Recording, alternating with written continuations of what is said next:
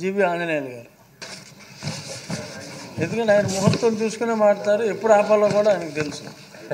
10 నిమిషాలు ఆపాలి. ధన్యవాదాలు అధ్యక్ష. 20 minutes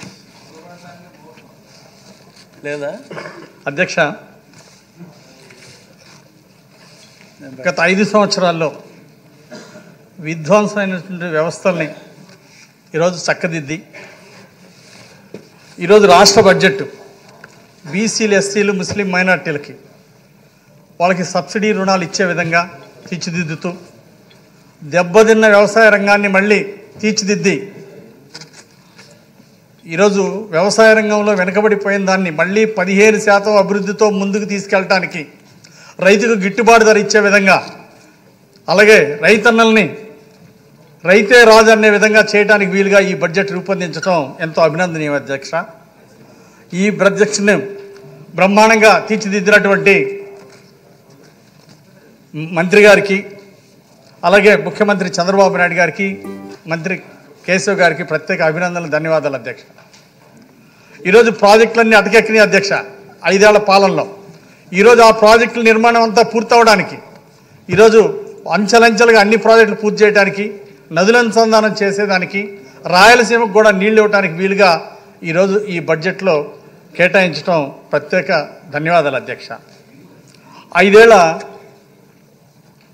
గత పాలనలో, దుర్మార్గ పాలనలో రాజధానిలో ఒక తట్ట మట్టి కూడా పోయలేదు అధ్యక్ష. ఈరోజు చంద్రబాబు నాయుడు గారి చొరవతో ఈరోజు ప్రధానమంత్రి గారి యొక్క సహకారం తీసుకొని ఈరోజు రాజధాని నిర్మాణానికి 15,000 కోట్లు తీసుకొచ్చి మళ్ళీ ప్రపంచంలోనే గొప్ప రాజధాని అమరావతి నిర్మించేదానికి ఈరోజు బాటలు వేసినటువంటి చంద్రబాబు నాయుడు గారికి ప్రత్యేక ధన్యవాదాలు అధ్యక్ష. గత ప్రభుత్వం ఆర్థిక విధ్వంసాన్ని సృష్టించింది అధ్యక్ష. 10,40,000 కోట్లు అప్పులు చేయటం చాలా దుర్మార్గం. దేశంలో ఏ రాష్ట్రంలో కూడా ఇన్ని అప్పులు చేయలేదు అధ్యక్ష. ఆర్థిక వ్యవస్థని చిన్న భిన్నం చేశారు అధ్యక్ష. ఈరోజు ప్రతి సంవత్సరం అసలు మళ్ళీ వడ్డీ కలిపి సంవత్సరానికి 60,000 కోట్ల రూపాయలు, సంవత్సరానికి 60,000 కోట్ల రూపాయలు ఆ వడ్డీలో అప్పులే చెల్లించాల్సి వస్తుంది అధ్యక్ష. అంటే దీనివల్ల మనకు అదే ఇన్ని అప్పులు చేయకపోతే ఈరోజు ఈ ప్రాజెక్టులన్నీ పూర్తి చేసుకునేవాళ్ళం. అట్లాగే ఇంకా పెద్ద ఎత్తున రాష్ట్రాన్ని ఇంకా ముందుకు తీసుకెళ్ళగలిగేవాళ్ళం. అంతేకాదు అధ్యక్ష, గత ప్రభుత్వంలో ఎక్కడ చూసినా బకాయిలు పెట్టారు. ఓ పక్క అప్పులు తీసుకోవడం కాకుండా ఇంకో పక్క బకాయిలు 1,40,000 కోట్లు బకాయిలు అధ్యక్ష. కాంట్రాక్టర్లకు బకాయిలు, అలాగే చివరికి ఎట్లా ఉందంటే కోడిగుడ్ల వాళ్ళకి కూడా బకాయిలు, చిక్కీలు తెచ్చేగడ్డ దగ్గర కూడా బకాయిలు. ఆ విధంగా రాష్ట్రంలో 1,40,000 కోట్లు బకాయిలు చేసి ఈరోజు అప్పులు కూడా పుట్టని పరిస్థితి తీసుకొచ్చారు రాష్ట్రాన్ని. ఎవరైనా కాంట్రాక్టర్ని వర్క్ చేయమంటే ఈ ప్రభుత్వంలో మేము వర్క్ చేయం, మాకు బిల్లు రాదని చెప్పేసి కాంట్రాక్టర్లు అందరూ కూడా భయపడే పరిస్థితి వచ్చింది గత ప్రభుత్వంలో. అందుకే ఈరోజు తెలుగుదేశం ప్రభుత్వం రాగానే మొత్తం రాష్ట్ర వ్యాప్తంగా 1000 కిలోమీటర్ల గుంటలు పొడ్చడం ఈరోజు 80% పూర్తయింది అధ్యక్ష. రహదారులన్నీ తీర్చిదిద్దడం జరిగింది. అలాగే అమరావతి రాజధానికి మళ్ళీ పూర్వ వైభవం, ఈరోజు అమరావతి రాజధాని అభివృద్ధిలో ముందుకు తీసుకెళ్తున్నాం అధ్యక్ష. గత ప్రభుత్వంలో చెప్తున్నారు మేము బట్టలు నొక్కాం 2.7 లక్షల కోట్లు ఖర్చు పెట్టామంటున్నారు అధ్యక్ష. మరి మిగిలిన ధనమంతా ఏమైంది అధ్యక్ష? 10,40,000 కోట్లు అప్పులు చేశారు. 5 సంవత్సరాల బడ్జెట్ 1,00,000 కోట్ల బడ్జెట్ ఏమైంది? ఈ 2.7 లక్షల కోట్లు అప్పులు పోతే మిగిలిన అప్పుల్లో 8 లక్షల కోట్లు అప్పులు ఏం చేశారు? ఎక్కడ ఖర్చు పెట్టారు? ఎక్కడ చూసినా దాలి మళ్లింపు, నిధులు కేటాయింపుల్లో ఇష్టారాజ్యంగా పక్కదారి పట్టించారు. 1,14,000 కోట్ల రూపాయలు బీసీలు, ఎస్సీలకు కేటాయించినవి గత 5 సంవత్సరాల్లో గత ప్రభుత్వంలో కేటాయించినటువంటి నిధుల్ని 1,14,000 కోట్ల రూపాయలు పక్కదారి పట్టించడం ఇది చాలా చాలా దుర్మార్గం అధ్యక్ష.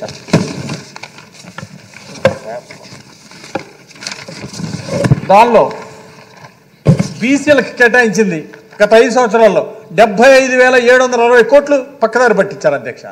ఎస్సీలకు కేటాయించిన దాంట్లో 28 బడ్జెట్ కేటాయింపుల్లోనేమో భూతత్వాలు చూపిస్తున్నారు, కానీ తర్వాత వాటిని పక్కదారి మళ్ళిస్తున్నారు. ఎస్సీలకు ఇచ్చిన నిధుల నుండి 28,199 కోట్లు పక్కదారి పట్టించారు. 28,149 కోట్లు. అలాగే ఎస్టీలకు కేటాయించిన నిధుల్ని 5,355 కోట్లు దారి మళ్లించారు అధ్యక్ష. ఇది చాలా దుర్మార్గం. అలాగే ముస్లిం మైనార్టీలకు కేటాయించింది 5,400 కోట్లు పక్కదారి పట్టించారు. ఈ విధంగా బడ్జెట్లో చూపించేది ఒకటి, మొత్తం కూడా పక్కదారి పట్టించి ఈరోజు ప్రజల్ని మోసం చేయడం జరిగింది అధ్యక్ష. అందుకోసం అసలు క్యాపిటల్ ఎక్స్పెండిచర్ అంటేనే తెలియని ప్రభుత్వం అధ్యక్ష, దాని విలువేంటో తెలియదు. సంపద సృష్టించలేనటువంటి ప్రభుత్వం మూలధన ఎక్స్పెండిచర్ బాగా తగ్గించారు, అప్పులు పెంచారు, రాష్ట్రాన్ని దివాళా తీయించారు, ఆస్తులు తాకట్టు పెట్టారు, సంపద సృష్టించడంలో వైఫల్యం చెందారు. అందుకే ఈరోజు ఈ ప్రభుత్వంలో మూలధన ఎక్స్పెండిచర్, క్యాపిటల్ ఎక్స్పెండిచర్కి నిధులు ఎక్కువ కేటాయించడం ఎంతో అభినందనీయం. ఇది సంపద సృష్టిస్తుంది. ఈ క్యాపిటల్ ఎక్స్పెండిచర్ ఈరోజు రాష్ట్ర బడ్జెట్ కేటాయించింది, భవిష్యత్తులో రాష్ట్ర ఆదాయాన్ని పెంచుతుంది, ప్రజలకి నిరుద్యోగులకు ఉద్యోగ అవకాశాలు కల్పిస్తుంది అధ్యక్ష. అలాగే గత ప్రభుత్వంలో నేను ఈ మధ్య నూజెండ్ల మండలంలో ఒక బీసీ హాస్టల్కి వెళ్ళాను అధ్యక్ష. అక్కడ కనీసం పిల్లలకి చదువుకోవడానికి బల్బులు లేవు అధ్యక్ష. ఎంత బాధగా ఉంది. టాయిలెట్స్ సరిగా లేవు. కానీ గత ప్రభుత్వం వాళ్ళ దారుణంగా బీసీ హాస్టల్స్, ఎస్సీ హాస్టల్స్ దుస్థితి ఆ విధంగా 5 ఏళ్లలో తయారైపోయింది. ఏదైనా చిన్న చిన్న రిపేర్లు వస్తే లేవు. కనీసం పైపులు, మంచినీళ్ళు ఇచ్చే పైపులు రిపేర్లు వస్తే కూడా పట్టించుకున్న దాఖలాలు లేవు. కానీ ఇప్పుడు వాళ్ళు జగన్ జల్సాలకు ఏ విధంగా ఖర్చు పెట్టారంటే, ప్యాలెస్లో వాళ్ళ యొక్క ప్యాలెస్లో పెన్ను పేపర్ల కోసం 9.84 కోట్లు ఖర్చు పెట్టారు అధ్యక్ష. ఏంటి దారుణం? ప్యాలెస్కి ఐరన్ ఫెన్సింగ్ కోసం 12.85 కోట్లు ఖర్చు పెట్టారు. సర్వే రాళ్ల మీద ఫోటోలు వేసినందుకు 700 కోట్లు. ఇది పరిస్థితి అధ్యక్ష. సర్వే రాళ్ల మీద ఫోటోలు, అట్లాగే పిల్లల బెల్టుల మీద ఫోటోలు, బెల్టుల మీద పేర్లు, జగనన్న విద్యా కానుకని వేసుకుంటారు. అలాగే చివరికి ఇక చిక్కీల మీద జగన్ ఫోటోలు, పిల్లలకి ఇచ్చినటువంటి చిక్కీల మీద జగన్ ఫోటోలు. అంటే అసలు ఈ ఫోటోలు పిచ్చండి అధ్యక్ష. చివరికి సొంత భూములు, రైతుల యొక్క సొంత భూములకు కూడా ఆ పట్టాదారు పుస్తకాలకు కూడా ఆయన ఫోటోలు. ఈ ఫోటోలతోటి విసికి వేసారినటువంటి జనము పారదోలారు రాష్ట్రంలో. సో వేల కోట్ల రూపాయలు ఇలాంటి వాటికి, అనవసరమైన వాటికి ఖర్చు పెట్టి ఇచ్చేశారు. చివరికి క్యాష్ సర్టిఫికేట్ మీద ఫోటోలు, అసలు అప్లికేషన్ పెట్టడానికి కూడా, ఒక గవర్నమెంట్ దానికి అప్లికేషన్ పెట్టడానికి కూడా జగన్ ఫోటోలు. అసలు ఈ ఫోటోలు పిచ్చితో వేల కోట్లు తగలబెట్టారు. కానీ బీసీ, ఎస్సీ, ఎస్సీ హాస్టల్స్లో దయనీయమైనటువంటి పరిస్థితి ఉంటే అవి వాళ్ళకి ఆనాటి పాలకులకి కనపడకపోవటం చాలా దురదృష్టకరం అధ్యక్ష. ల్యాండ్, శాండ్, మైను, వైను, అలాగే ఎర్రచందనం, రేషన్ షాపు, ఈ మాఫియాల్లో గంజాయి, డ్రగ్స్, ఈ మాఫియాల్లో లక్షల కోట్లు దోపిడీ చేశాడు. అవినీతి సంపద పరాకాష్ఠకి వెళ్ళింది. ఈరోజు ప్రపంచంలోనే అత్యంత అవినీతి చేసినటువంటి ప్రభుత్వంగా చరిత్రలో మిగిలిపోయింది. దోపిడీ చేశారు. ఏ రోజైనా ప్రజల గురించి ఆలోచించారా? లక్షల కోట్లు దోచుకున్నారు. 2004లో మీ ఆస్తులు ఎంత?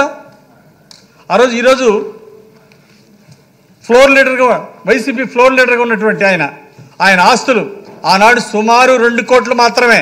2004లో వాళ్ళు అఫిడవిట్లో ఇచ్చినటువంటిది. ఈరోజు వాళ్ళ ఆస్తులు ఎంత అధ్యక్ష?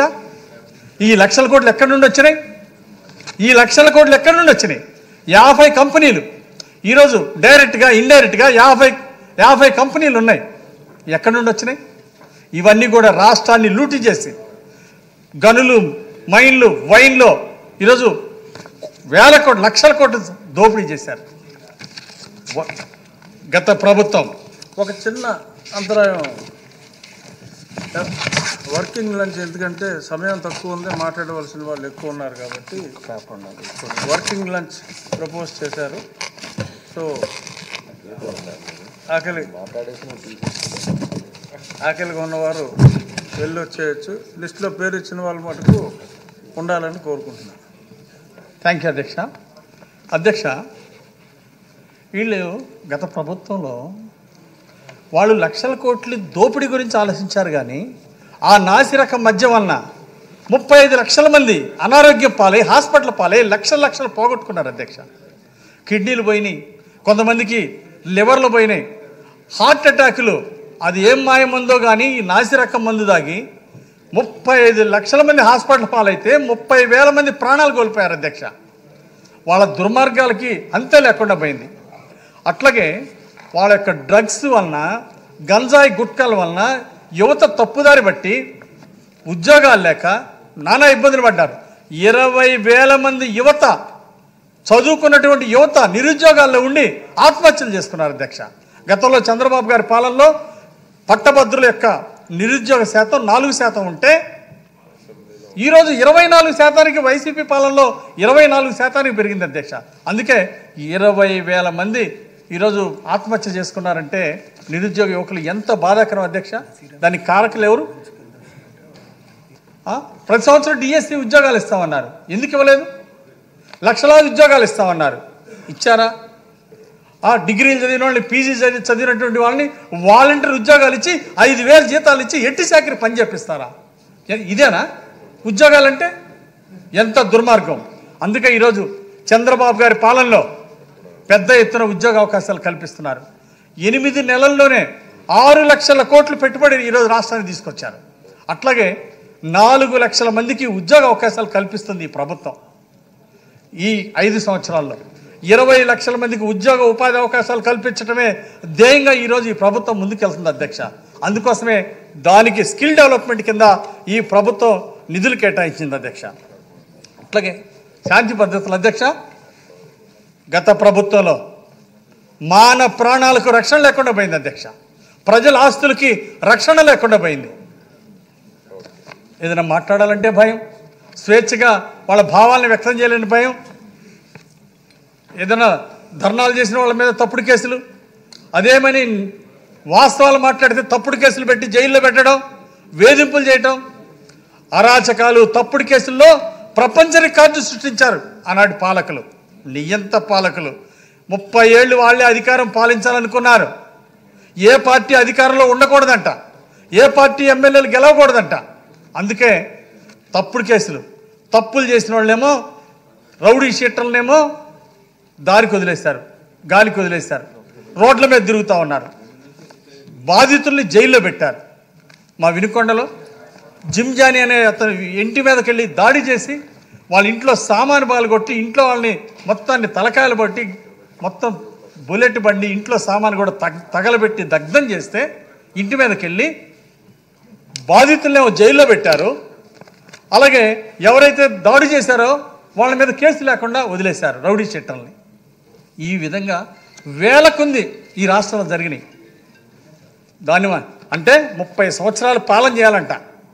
ఇలాంటి నియంత పాలన, నిరంకుశ పాలన మాకొద్దని ఈరోజు ప్రజలు 151 సీట్ నుండి మీకు 11 సీట్లు ఇచ్చారు. అలాగే పగటి కళ్ళకు అంటున్నారు అధ్యక్ష, ఎప్పుడు మేమే ఉండాలని, మళ్ళీ వస్తామని. మళ్ళీ బుద్ధి చెప్పేటువంటి రోజులు మళ్ళీ ముందున్నాయి. వ్యవసాయం, గతంలో వ్యవసాయం చంద్రబాబు గారి పాలనలో దేశంలో నంబర్ 1 వచ్చింది. వ్యవసాయ రంగంలో ఆదాయంలో దేశంలో నంబర్ 1 రికార్డు సృష్టించాం. కానీ ఆ 5 ఏళ్ల పాలన అట్లా ఉంటే గత 5 సంవత్సరాల్లో ఆత్మహత్యల్లో దేశంలో 3వ స్థానంలో ఉండటం చాలా బాధాకరం అధ్యక్ష. అలాగే కౌలు రైతుల ఆత్మహత్యలో దేశంలో 2వ స్థానంలో ఉంది. అది దయనీయమైన పరిస్థితి. రైతులకు ఏ రోజైనా గిట్టుబాటు ధర ఇచ్చారా అధ్యక్ష? మైక్రో న్యూట్రెంట్లు ఆ రోజు చంద్రబాబు గారు ఉచితంగా ఇచ్చి ఈల్డ్స్ బ్రహ్మాండంగా పెంచితే మీరు ఆ మైక్రో న్యూట్రెంట్లు ఉచితంగా ఇవ్వడం దానికి ఎంత ఖర్చు అవుతుంది అధ్యక్ష? ఋషికొండ ప్యాలెస్ ఖర్చు పెట్టినంత మీ ప్యాలెస్ కొట్టగా డబ్బులు వస్తాయి. కానీ రైతులకి 20% దిగుబడులు పెంచే మైక్రో న్యూట్రెంట్లు ఇవ్వడానికి చేతులు రాలేదు. ఆ రోజు చంద్రబాబు గారు తైవాన్ స్పేర్లు, నీళ్ళ ఇంజన్లు, అలాగే వ్యవసాయ పరికరాలు 50% సబ్సిడీలు ఇచ్చారు. ఎస్సీ ఎస్టీలకు 70% సబ్సిడీ ఇచ్చి ప్రోత్సహించారు అధ్యక్ష, సబ్సిడీ ఇచ్చి. మరి మీరే గత 5 ఏళ్ల పాలనలో ఎందుకు ఇవ్వలేకపోయారు? అటు గిట్టుబాటు ధర ఇవ్వలేకపోవటం, రైతులను ఆదుకోలేకపోవటం, దీనివల్ల రైతుల ఆత్మహత్యలు పెరిగినాయి అధ్యక్ష. అందుకే ఈరోజు రైతులను ఆదుకోవడానికి మరి మంచి బడ్జెట్ కేటాయించినందుకు ధన్యవాదాలు తెలియజేస్తున్నాను అధ్యక్ష. చంద్రబాబు గారు పోలవరం ప్రాజెక్టు 73% పరుగులెత్తించి పూర్తి చేస్తే మీరు 5 ఏళ్ల పాలనలో 3% పూర్తి చేయలేదు. సిగ్గుందా వీళ్ళకి?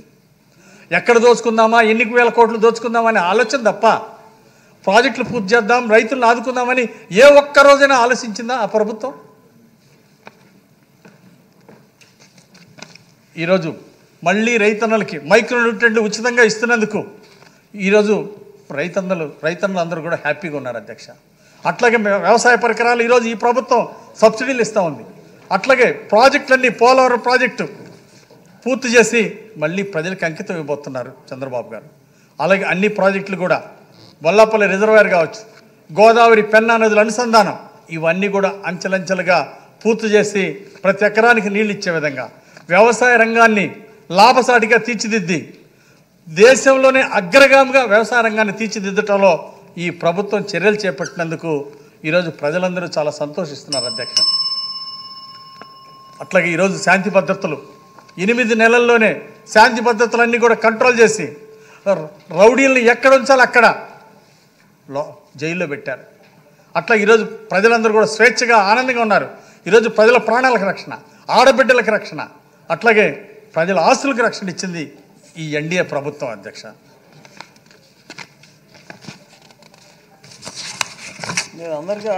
విద్యారంగంలో గత ప్రభుత్వం విద్యారంగాన్ని సర్వనాశనం చేసింది అధ్యక్ష. ప్రభుత్వ బడిలో జరిగే వాళ్ళని, అలాగే 12 లక్షల మంది విద్యార్థులు స్ట్రెంగ్త్ తగ్గిపోయింది అధ్యక్ష. కొంతమంది స్కూల్ మానేశారు, కొంతమంది ప్రైవేట్ స్కూల్స్కి మారిపోయారు. అంటే విద్యా ప్రమాణాలు తగ్గినందువల్ల గత 5 సంవత్సరాల్లో ఈ విధంగా తయారవటం బాధాకరం. అందుకే ఈరోజు నారా లోకేష్ గారు ప్రత్యేక బాధ్యత తీసుకొని మళ్ళీ బెస్ట్ ఎడ్యుకేషన్ అంటే ప్రభుత్వ బడిలో దొరుకుతుంది అనే విధంగా ఈరోజు విద్యారంగాన్ని గొప్పగా తీర్చిదిద్దుతున్నటువంటి నారా లోకేష్ గారికి హృదయపూర్వక అభినందనలు అధ్యక్ష. జియో 117ని ఆ రోజు దుర్మార్గమైనటువంటి జియోని తీసుకొచ్చి విద్యార్థులకు నష్టం చేశారు, టీచర్లకు నష్టం చేశారు ఆ ప్రభుత్వంలో. దాన్ని జియో 117 తీసేసి మళ్ళీ విద్యా వ్యవస్థలన్నీ కూడా బ్రహ్మాండంగా తీర్చిదిద్దుతున్నారు నారా లోకేష్ గారు. ప్రపంచంలోని టాప్ 100 యూనివర్సిటీల్లో మన ఆంధ్రప్రదేశ్ నుండి ఉండాలనే ఆకాంక్షతో విద్యార్థుల్ని తరగతి గదుల్లోనే గొప్ప నాయకులుగా, గొప్ప వ్యక్తులుగా తీర్చిదిద్దాలనే లక్ష్యంతో ఈరోజు ప్రభుత్వం ముందుకెళ్తుంది అధ్యక్ష. ఈరోజు పగటిపల్లకి అంటున్నారు అధ్యక్ష ప్రతిపక్షంలో. మళ్ళీ మేము అధికారంలోకి వస్తాం, మళ్ళీ 20 ఏళ్ళు మేమే ఉంటాం అంటున్నారు, మళ్ళీ 30 ఏళ్ళు ఉంటాం అంటున్నారు. గతంలో మీరు చేసినటువంటి పనులు మర్చిపోలే ప్రజలు, గతంలో మీరు చేసినటువంటి వాటిని. ఇంకా మీరు వచ్చేది ఎక్కడ?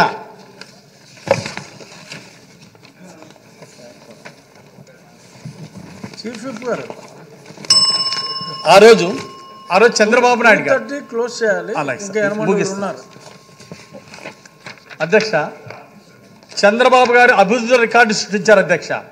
నిబద్ధతకి, నిజాయితీకి, చిత్తశుద్ధికి ఆంధ్రప్రదేశ్లో ఎప్పుడు జరగనంత అభివృద్ధి 2014-19లో చేసి చూపించారు అధ్యక్ష.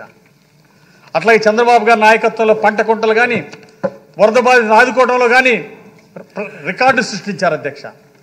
రైతులకు పరిహారం చెల్లించడం కానీ, అమరావతి రాజధాని భూసేకరణ కానీ ప్రపంచంలో ఒక రోల్ మోడల్గా చేశారు అధ్యక్ష. అలాగే పోలవరం ప్రాజెక్టు కాంక్రీట్ వేయడంలో దేశంలోనే ప్రపంచంలో గిన్నిస్ బుక్ రికార్డు చేశాం అధ్యక్ష. అలాగే చంద్రబాబు గారు ఈ విధంగా సిమెంట్ రోడ్డు నిర్మాణంలో 1000 కిలోమీటర్ సిమెంట్ రోడ్డు వేసి నారా లోకేష్ గారు మంత్రిగా ఉన్నప్పుడు ప్రపంచంలో, ఇండియాలోనే రికార్డు సృష్టించాం అధ్యక్ష, భారతదేశంలో. ఆ విధంగా ఎన్నో రికార్డులు సృష్టించడం ఆ రోజు తెలుగుదేశం ప్రభుత్వం చేస్తే, ఈజ్ ఆఫ్ డూయింగ్లో దేశంలో నంబర్ 1 వచ్చాము ఆ రోజు. ఈరోజు స్పీడ్ ఆఫ్ బిజినెస్లో దేశంలో నంబర్ 1 అవడానికి ఓ లక్ష్యం పెట్టుకొని ముందుకెళ్తున్నాం అధ్యక్ష. కానీ మనం ఒక విషయం కూడా గుర్తుంచుకోవాలి అధ్యక్ష, జగన్మోహన్ రెడ్డి చేసినటువంటి రికార్డు కూడా ఈరోజు మనం గుర్తు చేసుకోవాల్సిన అధ్యక్షత ఉంది అధ్యక్ష. అప్పుల్లో ఆల్ టైం రికార్డు, అవినీతిలో ఫుల్ టైం రికార్డు, అక్రమ కేసుల్లో ప్రపంచ రికార్డు, ఆత్మహత్యల్లో జాతీయ రికార్డులు, ఇట్లా అవినీతిలో ప్రపంచ రికార్డు సృష్టించినటువంటి వారి పాలనని ప్రజలు ఎప్పటికీ మర్చిపోరు అధ్యక్ష. ఖచ్చితంగా మరో 2047 దాకా ఎన్డీఏ ప్రభుత్వం కొనసాగుతుంది. ఈరోజు చంద్రబాబు నాయుడు గారు మాకు ఒక మంచి బహుమతి ఇచ్చారక్క. ఓ పక్క నారా లోకేష్ గారిని, ఓ పక్క పవన్ కళ్యాణ్ గారిని భావి నాయకులుగా, గొప్ప నాయకులుగా, ఆదర్శ నాయకులుగా, రోల్ మోడల్స్గా ఈరోజు చంద్రబాబు గారు తీర్చిదిద్దుతున్నారు అధ్యక్ష. ఖచ్చితంగా అలాగే ఎమ్మెల్యేలు కూడా మళ్ళీ మళ్ళీ ప్రజలకు మంచి సేవ చేసి భవిష్యత్తులో ఆదర్శంగా ఉండాలని, రాష్ట్రాన్ని 2047 స్వర్ణాంధ్రప్రదేశ్గా తీర్చిదిద్దాలని, ఆరోగ్య ఆంధ్రప్రదేశ్గా, ఆనంద ఆంధ్రప్రదేశ్గా తీర్చిదిద్దాలని ఈరోజు దిశానిర్దేశాలు ఇచ్చినటువంటి ముఖ్యమంత్రి గారు ధన్యవాదాలు తెలియజేస్తూ, భావితరాల నాయకులు, మంచి నాయకులు ఇచ్చినందుకు ధన్యవాదాలు తెలియజేస్తూ, నాకు ఈ అవకాశం ఇచ్చినందుకు మీకు ప్రత్యేక ధన్యవాదాలు తెలియజేస్తూ ముగిస్తున్నాను అధ్యక్ష. Thank you. చాలా ఒక ఎస్వి రంగారావు గారిని, గొప్ప గొప్ప ఆర్టిస్టులని ఎట్ ఏ టైం నా వంక కూడా చూడకుండా కెమెరా వంకే చూస్తూ అద్భుతంగా చాలాసేపు ఆ పెర్ఫార్మెన్స్ చూస్తే నేను బెల్ కొడుతూ మర్చిపోయా. ఇప్పుడు జగదీశ్వర్ గారు